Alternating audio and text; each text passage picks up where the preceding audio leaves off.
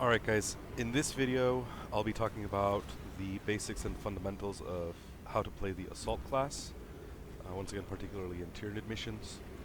Assault is actually a very fun class to play, probably one of the most fun classes to play, but it's got several drawbacks in that really to get the most out of it you need to be level 25, you really need his perks to be effective. He has some drawbacks, as in he doesn't have health regen mechanic like the other melee classes do, and doesn't have ammo regen mechanic like most other classes do. So he's probably one of the most fun, however also at the same time the least forgiving class. That being said, I always say that anybody that can play the Assault well can probably play any class well. So if you master the Assault, you pretty much master all the basic fundamentals of the game. So that being said, I am going to look at perks on this one, some noteworthy perks that I like taking. Armor reinforcement I feel is a must. This really is what gives the Assault survivability. You really rely on your secondary weapon to take care particularly of zoanthropes and neurothropes, so I prefer having increased secondary weapon damage. Because we have to really rely on our melee weapon, our sword or hammer or what have you, because we don't have an ammo regen mechanic, we also want to get the most out of our sword. Obviously gun strike damage combines really well, synergizes really well with armor reinforcement. Precision strike is probably the most important perk, because particularly now with the current patches, you can have one-shot builds with any melee weapon with the Assault. What that means is you hit the necessary breakpoints to where you can, if you have certain measures active, when you ground pound into any Majoris, you can immediately get them into execute state. Zealous Blow is great because the alternative to this is maneuverability. Jump pack recharges 20% faster, which is nice, but if you kill 2 Minoris in your ground pound, that already is the same thing as maneuverability. And at the same time you can just get free ground pounds into clumps of enemies with this perk active. Pride and Duty is the perk I prefer over Diligence. The reason is with Diligence it requires you to have more airtime, which makes you more vulnerable to damage. The nice thing about Pride and Duty is after any finisher, so even a gun strike into a Majoris counts, you can have this ability active for 10 seconds. So essentially you have this active all the time, because you're always doing some form of finisher one way or another. And it also helps you hit the necessary breakpoint to do the one-tap ground pound into execute state. As far as the signature move, I like to use ample ammunition, mostly because it gives me that increased in range weapon damage after a ground pound. If I mess up on my ground pound, I can always go to my secondary weapon and deal out quite a bit of damage with that. Alright. So that being said, when I do solo runs, I usually use the heavy bolt pistol because I have a lot more ammo, which is really necessary. If I'm doing runs with teammates, then I'll switch to the plasma pistol where ammo is less of a concern. But we'll do a solo run now, so we will take a look at some fundamentals with the Assault. A thing to note is now that with patch 8, I believe, they buffed the ground pound multiplier damage with the sword, the hammer, the power fist, and the chainsword, such that with the appropriate builds, like the one I showed earlier, and with Pride and Duty active, you can have a ground pound that will one-tap into execute, regardless of the weapon you choose, and with fencing active. These are the perks I use for fencing, just so that I can hit those breakpoints.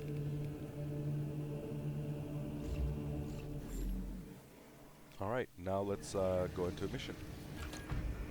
Before we get into the mission, I do want to mention a few things.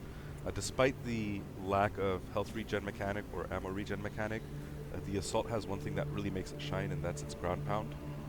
Now it is a very limited resource, you only get 2 ground pounds, and it has a relatively slow recharge rate. So I like to really use the ground pound in 3 scenarios, and we can keep an eye out for that when I'm running the mission, just to really get the most out of it. One would be clumps of enemies, 10 or more, because with the perk that gives us a 10% regen on each enemy kill, that would mean a free ground pound. I really mostly use it for ranged Majoras, particularly the snipers and the shotgunners, the devourers rather, because they're the biggest threat to the party in general when running a Tyranid map. And you have easy access to the backline by doing ground pounds, and you can really one-tap them into execute, and you can one-tap a group into execute if they're clumped together. So you make the life easier of your allies by shutting down any big threats like ranged Majoras. And then I also save it for, I always like to have one at least available for whenever a Lictor or a Ravener attacks. The reason is because there's a way to confront them where when you immediately do a parry on them, they're vulnerable by 50% to all incoming sources of damage for roughly about 4 seconds. So normally we'll parry and we'll do a gun strike, right? But in this case what I do is I do a parry, I do not gun strike, I immediately ground pound into them, and then I follow that up with a gun strike, and that immediately puts them into an execute state. So you essentially shut down a Lictor or a Ravener just with 2 moves with the use of a ground pound, and that again makes life easier for everybody else. So that being said, I want us to follow those 3 things: jumping into clumps of enemies, shutting down ranged Majoras, shutting down Lictors and Raveners, and then also just keep an eye out for the power sword technique I mentioned in the previous video and how I use the power whirl and the power rake with certain groups of enemies versus 1v1s. Alright, let's jump into the mission. Alright, so here we are on Inferno, and I'll immediately switch the power stance. And just keep an eye out for things I mentioned on how to use the ground pound. Let's see what we got here. So we have a group of ranged Majoras. They're worth ground pounding and doing a power whirl into, so I'll just go ahead and do that. Ground pound, power whirl. The world is seen of sorts consumed, now consumed.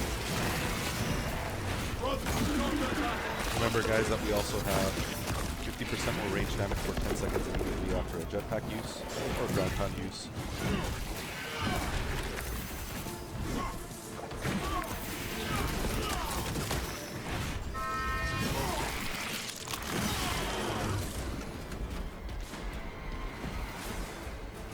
Currently try and do the active in the top left corner, so I'll go ahead and make use of that. Except we didn't reach the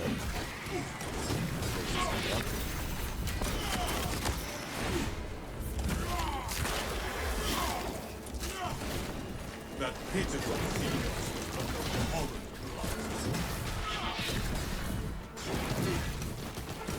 With the power whirl, it almost makes the whole ground pound into clumps of enemies a moot point, because you can really deal lots of AoE with the power whirl.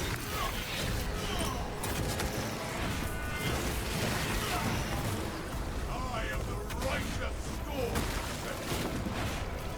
Immediately shut down the sniper that was enraged, that just caused problems for us.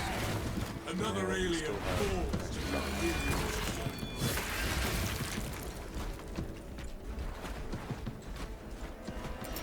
lots of ranged guys here, so I'll just drop a grenade.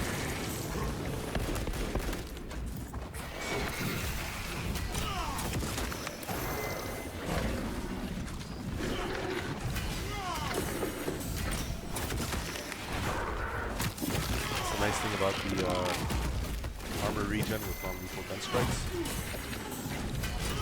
It can give a forgiving element to how you play the assault.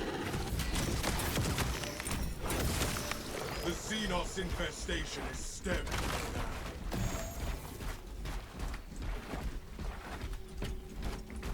Kind of waiting for an extremist and hoping we get a Lictor and Ravener, so here we go. So you see, that's a perfect example of how to one-tap a Lictor. Take care of the range Taurus, and then go take care of everybody else.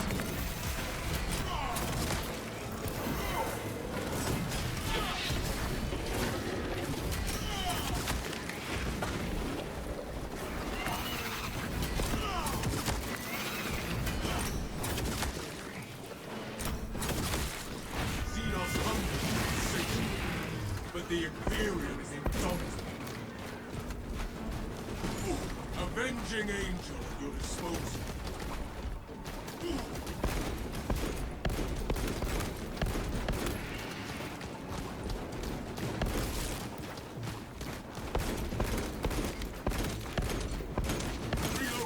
Right, so I think that got the fundamentals of the assault. Just wanted to do a brief overview.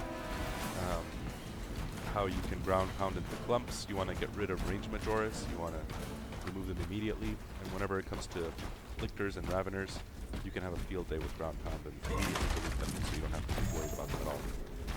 So yeah, guys, thanks for watching this video. Hope it taught you guys a thing or two, and see you in the next one.